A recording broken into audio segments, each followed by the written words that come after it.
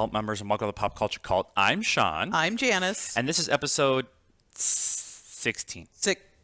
I think you said 15 last time. I think I said 15. I didn't put in the notes, so we're going with 16. And welcome to what's going to be the D23 extravaganza. Right. As much stuff as we got out of San Diego Comic-Con, Disney said, hold my beer, and we're going to try to go through as much of it as we can. There was some other stuff that came out. Some of it actually is directly involved with Sony and Marvel and Spider-Man and stuff like that. And we may get to that, and that probably would have been the top story for us to talk for about half an hour about it. But there's so much other stuff that came out this last weekend because of D23. Right. It's redonkulous is what it comes down to. A couple things that I wanted to mention.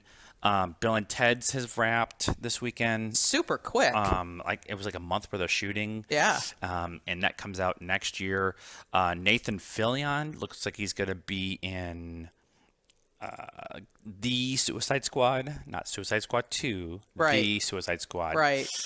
So this is a little bit of a diversion, but did his cop show make it? Yes, the rookie. Oh, nice. The rookie is on season 3 or 4 or something like that. Oh, I thought it just started last year. Maybe.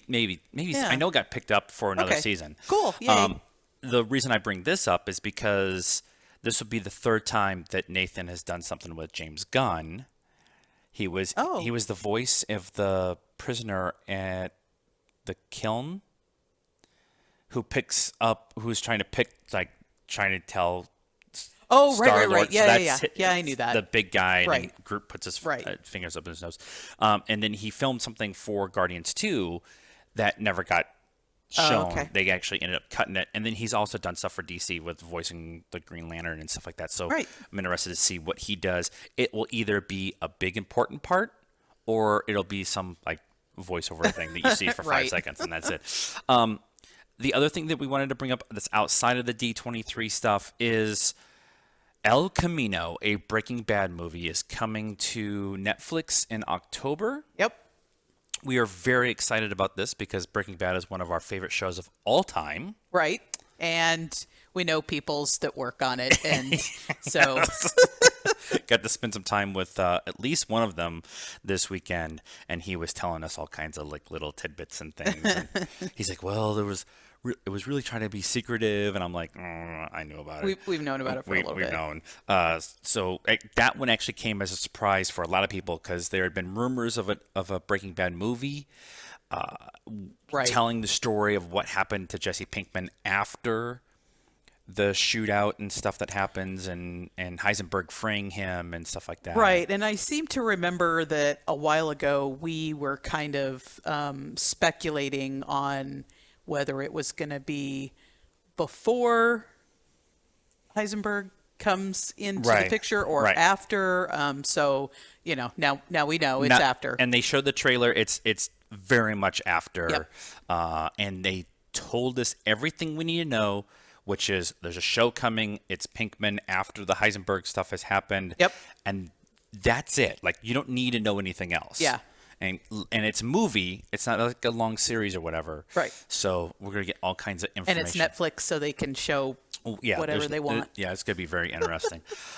All right, D23. We talked about this last week with Josh on the Star Wars show, Rebel Files. And I said I would much prefer to stay home this weekend and cover everything that came out of D23. And for the health and the building of this brand and channel and show and stuff like that, that probably would have been the best thing for us. However, we live in the desert in Arizona, and we drove to the mountains where it was supposed to be cooler. It was cooler at night, and got to spend some gorgeous at night. It was actually really nice at night, and got to spend some time with our friends at a big cabin, decompressing and reconnecting and stuff like that. And I think for my soul, I needed that more than than stuff. Yep. So it was a good time. So we have been slowly learning all the stuff that happened over D23 weekend. And I found this article, and they just did bullet point all the way down. Perfect. So we'll do a couple of these that are important to us. We're going to skip things like new Avatar logo. Cool. When's the movie coming? Maleficent, we've talked about that on the show. We don't care. There's a Cruella de Vil. They showed it first photo of that. Again, I don't care. It's a Pixar movie called Soul that's coming that's going to rip everybody's soul out, apparently. But let's start with Black Panther and the Marvel stuff that kind of rolls into the Eternals for us. Okay, so they had Ryan Coogler come out and say, hey, yeah, by the way, we are doing a Black Panther 2. Forever from now. May 6th, 2020. 2022. 2022. Sorry, 2022. Forever from now. Which means there's, yeah. It's 2.5. It's over 2.5 years. Yeah. Which gives me pause. Not that they're they're struggling to get it written and stuff like that. He did say I've gotten it mostly written out and we've got an idea where we're going and everything.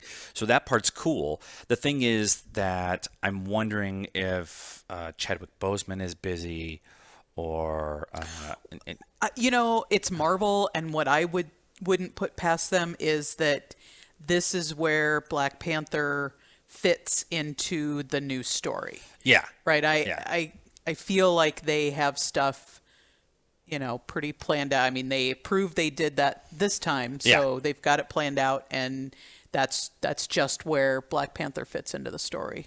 I did hear something that they might deal with the 5 years that he was gone from Wakanda. Okay. And so that would put it right in that, it puts that in the right time period. The movies and stuff that we have going forward, at least for now, are all kind of dealing with that gap. Because right now in 616, the Marvel Universe that is 616, the main storyline, it's actually 5 years advanced from where we are, actually 4 years advanced now. Right. Because it's essentially Infinity War is now, and everybody coming back from the blip was 5 years later. Okay. And that's how you get Morgan, because Morgan's 5 and stuff. And, right. And so in the story of the MCU in that universe, they're 5 years in the advance. So we have to deal with Wakanda having a different person in charge. You have to deal with, the event. They kind of dealt with it in Endgame with the rest of the Avengers, what they do with Black Widow kind of being the leader of the Avengers who are left, and all that kind of stuff. So there's a lot of that has to be dealt with, and then we'll work our way up to the timeline where it actually makes sense in real time and everything. That's what I think this next section of Phase 4 is going to be. So, but yay, we're getting Black Panther 2. The other thing that they did is they brought out the full cast for the Eternals. Part of this big movie panel that they did. Most of everybody that we knew was there that they showed at San Diego. Right. But they added Gemma Khan as Cersei. Gemma Chan, I'll get it out, as Cersei, who's one of the main characters. Okay. And they also brought in Kit Harington. Right. And he's going to play Dane Whitman, who is also known as the Black Knight. And I had no idea of a character called the Black Knight. I'm not the Eternals is a giant hole for me right now, so I'm trying to learn as we go along and stuff like that. He's immortal with a magical sword. Okay, so kind of King Arthur. Very King Arthur-y and stuff like that. And some people were there was two different conversations going around with Kit. One of them was he's just playing the Marvel version of Jon Snow. Okay. Okay, I'm fine with that. I really wanted him in the Old Republic movies we're getting from Benioff and Weiss. Right. Is really what I wanted. Yeah. But when there was a story that came out on, what was that, Thursday or Friday, that said Marvel is eyeing Kit Harington for a major role moving forward. Right. And the internet exploded. He's 5'7". He's brooding. He puts on 20 pounds of muscle. He's Wolverine. Right. Yeah. That's where everybody went. And that's what everybody went, including us. And then they announced this, and it was kind of, I wouldn't say disheartening, but it's a bit of a letdown. Everybody was kind of, I mean, Star Wars or Yeah, Wolverine, yeah. and now he's this guy that, I mean, for us, we're like, who? Yeah, So, yeah, yeah. And I've been reading up on him. He has a love affair with Cersei, and I think that's how you say her name. It's that's how it's spelled, okay. and So, that's weird. yeah, right, right. But it's also interesting too because he went to I won't call it rehab. It was more of a detox thing. Yeah, yeah. Just to You kind of know, the Brits, UKers can drink their alcohol. the UKTians or something, Ukadians. whatever. But the cast for Eternals, my God. If you're not in this movie, please raise your hand. So that one. So those were the big Marvel movie things that were actually done. There's like stuff for Frozen and Onward, Mulan, all that kind of stuff. Josh and I will do a deep dive on what came out of the featurette that we got from Rise of Skywalker. Okay. But I wanted you and I to talk about it for a little bit before we got into the Disney Plus TV things. Okay. What have you watched the featurette thing? I have not. Okay. So the featurette itself is 2 minutes long. The first minute or so is them showing different scenes in order of release, starting at New Hope and going Okay. through the original trilogy and just giving you the feels of the nostalgia of how we got to this point, including going all the way Okay. through Solo and Rogue One and Okay. that kind of A little stuff. bit of a recap. A recap of how we got here in release order, not story order. Right. Which I thought was very interesting. But at the end, they gave us like 6 or 7 new shots. There's one of the gang on the desert planet, and they come across some big festival, like Burning Man was what it looks like, but it's like the natives having a big party. We get a bunch of rebel ships coming out of warp or out of light speed or whatever they want to call it. Right. And it's X-Wings and Y-Wings and a Tantive 4 and like all these Millennium Falcon, they all kind of show up at the same time. Cool. And then the very next shot is 863 million Death Stars or oh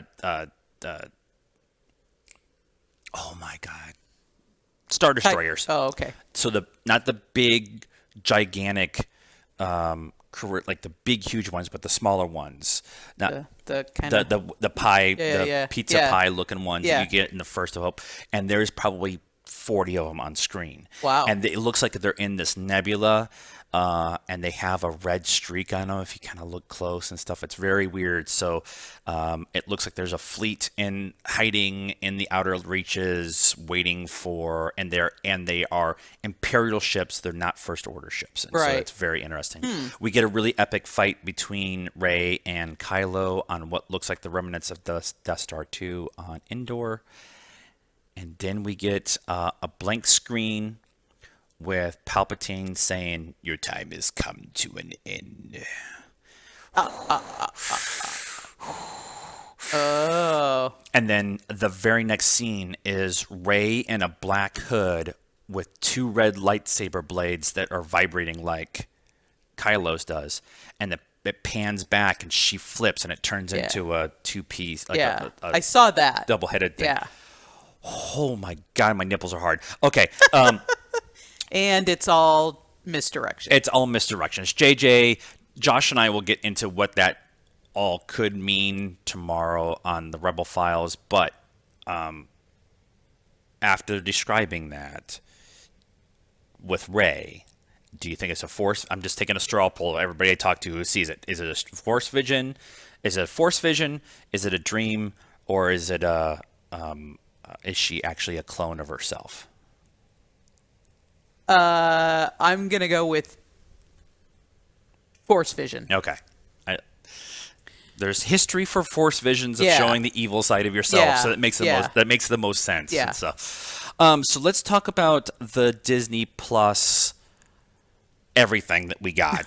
All the things. All the things. Take my money now. Okay, so I'm going to talk about the Marvel stuff because there's posters. So this is the poster that they this is the poster for WandaVision. Okay. It is them in the 50s, kind of Living room, Yeah, TV set. yeah. She's got a dress with an apron. very Norman Rockwell kind of Yeah, feel to yep. it and stuff. But if you look closely, there's a shadow in the Oh, background, nice. and there's It's- and so yeah, there's like The shadow is them in their outfits. yeah.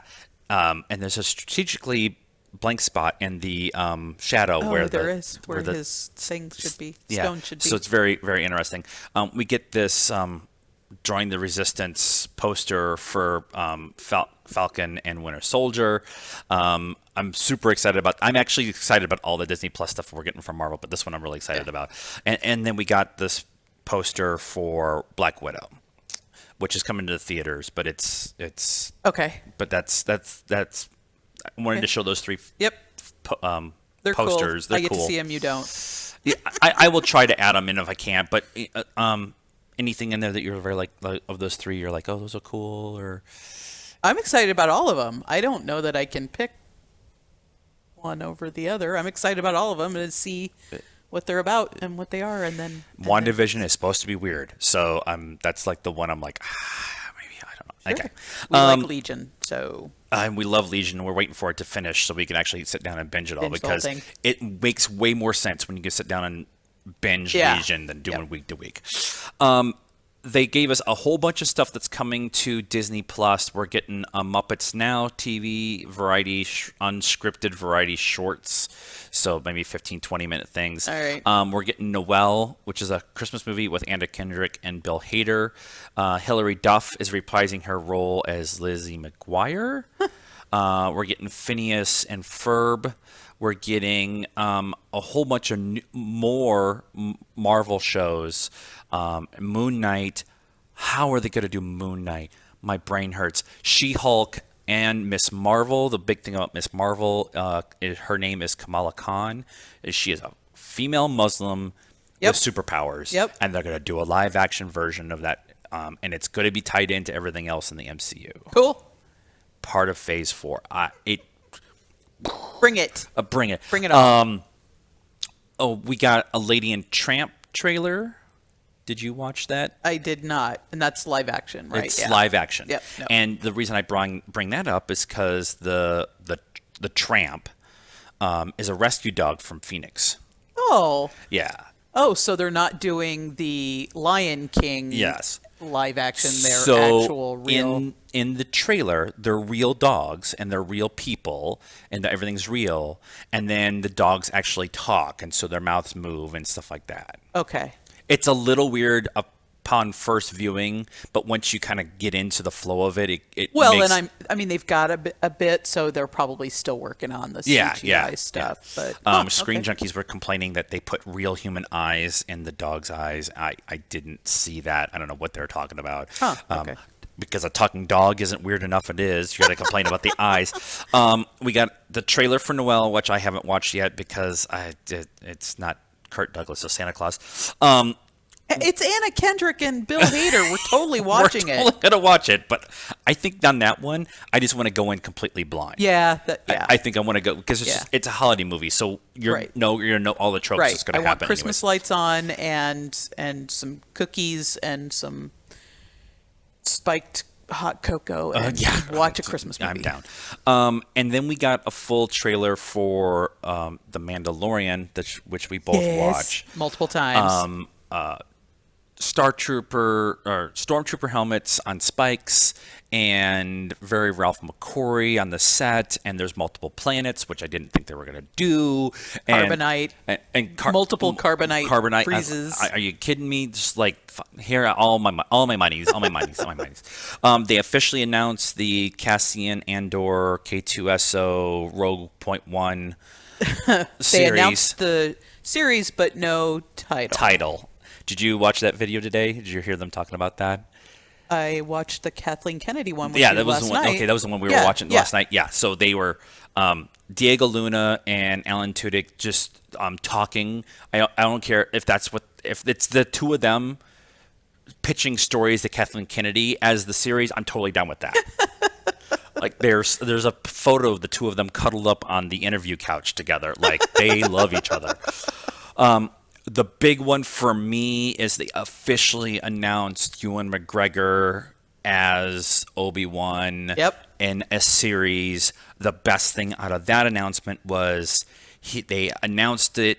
Kathleen is a very good producer, but she doesn't get the show of it like Kevin Feige does. Yeah. And they showed, it was well done, but it was very like ABC kind of the way they did it and stuff. She's a little dry. She's a little dry, and that's not a criticism on her as a person or anything like that. Right. But when you're doing big presentations like this, you want to have somebody like Kevin who's very outgoing and stuff. Yeah. But he came out, Ewan McGregor came out, and the crowd goes crazy. It was a big deal, and Ewan said, "Ask me."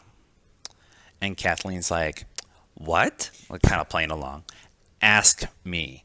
And she says, "Are you going to play Obi-Wan Kenobi again?" And he said, "Yes, I can finally say yes. Stop asking me for the last 25 years. Yes, I'm coming back. I'm playing Obi-Wan Kenobi. It's going to be amazing." So that was the other thing. A lot of the big Disney Plus stuff that they announced. And then they announced The World According to Jeff Goldblum. This is a fuck you, drop the mic. The last thing you do at the panel is show this trailer and just say, middle finger to all the streaming services. We have 3 Star Wars shows and 7 Marvel shows. And everything else. And the entire Disney Vault. An entire Disney Vault. I actually, I have a thing in here that is everything that's coming. And it's 17 pages of movies and TV shows and whatever. Yeah. But The World According to Jeff Goldblum is Jeff Goldblum traveling the world. Yep. Just learning about stuff. Yep. He says, pretend I know nothing and teach me whatever it is that you're doing, cooking, or he's playing hoops in the hood and was he on a camel? Was he on a... Yeah. He was learning from a tattoo artist. Tattoo, because that's what you want is Jeff Goldblum. Okay, let's tattoo you. Jeff Goldblum is a national treasure, and we really wanted to go to his panel here at Phoenix Fan Fusion this year. Yeah. But when we made the decision to leave the hall before his panel was actually getting ready to, like, the panel that we were in was still had like 15-20 minutes left, and we decided to leave early to get ahead of the crowd. And it was probably, well, it was all the way into the other building by the time, like, yes. And so I was like, I want to go, but I don't want to deal with this, right? But if you see enough stuff with him, you're just like, this is the best idea for a show. Yeah. Like, it's like, I love all the Star Wars stuff, and I love all the Marvel stuff, and the Disney Vault stuff is going to be awesome, and all the little things and the little shorts and all the little things, all the stuff they're going to do. But this is like that. Yeah, we want to see Jeff Goldblum just spitballing and just talking, and because he's, I don't know if it's an act or if this is how he actually is all the time, but he's just kind of out there, man. High on life. And it was and just a fancy dresser. Yeah, he's got the whole style thing down, and he does stuff that I wish I could pull off. I probably could in some of it, but no, you have enough money, you can. That's true. One thing that did come out from all of this was a bunch of park announcements. I didn't put any of that in the stuff because that is a whole half an hour show by itself. Yeah, is all the park announcements. They included Thailand. They include the Tokyo one, Paris, Paris stuff. We're getting a Marvel Land. It's good. It's Marvel's training facility, I think is what they're going to call it. Yeah. But the big thing that came out of with that, along with Tom Holland, actually is one of the voices in Soul. Is his week last week. The week started off with him with the MCU and Sony ending their agreement to share Spider-Man. Well, so did they? Well, I'm sort of. The rumor was, or the internet was saying, it had been ended. It has And been then, ended. like a day later, Sony came back around and said we would still be open to do stuff. right? And what really happened, as everything that I've read so far, is what has really happened is there was two folds. Sony pays for the production of making of the movie, Right, the Spider-Man movies. and the Marvel Studios gets 5% of the profit, and then Sony gets everything else. Okay. But then Kevin Feige is part of the creative team, the creative production team, Okay. to kind of help Make steer sure along. it goes in, fits into the universe. Fits into the correctly. universe and makes everything. And then Marvel gets all the merchandising, Okay. is what it came down to. And then Kevin Feige, if it's gone scratchy, I'm sorry. There's like 5 minutes left. It came down that Kevin Feige wanted to take a step back from producing everything, and one of the ones was Spider-Man. Okay. And so with all that going on, they decided, and then Disney offered somebody else to come in and help. That's part of Marvel, and they also wanted to help 50-50 split of everything, including the production costs and the profits and everything like that. Right. And Sony said, thank you, but no, we like the current agreement and stuff like that. Okay. And so they tried to make it work. So now Tom Holland is at Disney, Right. with all this hanging over his head. And Spider-Man is all over the Marvel thing that Yeah. they're going to open in Anaheim. Yeah. So I don't know what they're going to do. I don't know what the future holds, but it's interesting. I Negotiations. yeah. I'm not saying it's done, but the way everybody talked this weekend, it's done. The way Kevin reacted, even Tom said, it's been a really hard week. I love you 3000, and left the stage. Aw. So and Tom's other movie, the Uncharted movie, lost its 4th director this week too. So Oh my gosh. yeah, so he was having a shit week. So we would like to talk more. Josh and I will do a deep dive on the Star Wars stuff, but I'm pretty sure that the sound has gone bad. So I don't know if it sounds like it in your ears. I can't hear anything. I haven't been able to hear anything. All right, sweet. Technology can I suck a told you dick. that. So what we ask is that you follow us on Facebook, Twitter, Instagram, YouTube, Anchor FM, Spotify, anywhere that you watch us, see us, all that kind of jazz. We will have deeper dives as we go along. There'll be no show next week because we will be in Las Vegas. Vegas. And then all of that jazz. So please follow us on all the appropriate things, and maybe we'll do like a retrospective of Vegas next week. I don't know. We'll see. And until next time, good evening, cult members. Hello, cult members. Like what you've heard on this podcast? Then please subscribe and follow us here. You can also find us on Facebook at the Pop Culture Cult. We're on Instagram at PopCultureCult1. And we're on Twitter at pop_cult1. We're also on YouTube at PopCultureCult and on the Stardust app under PopCultureCult.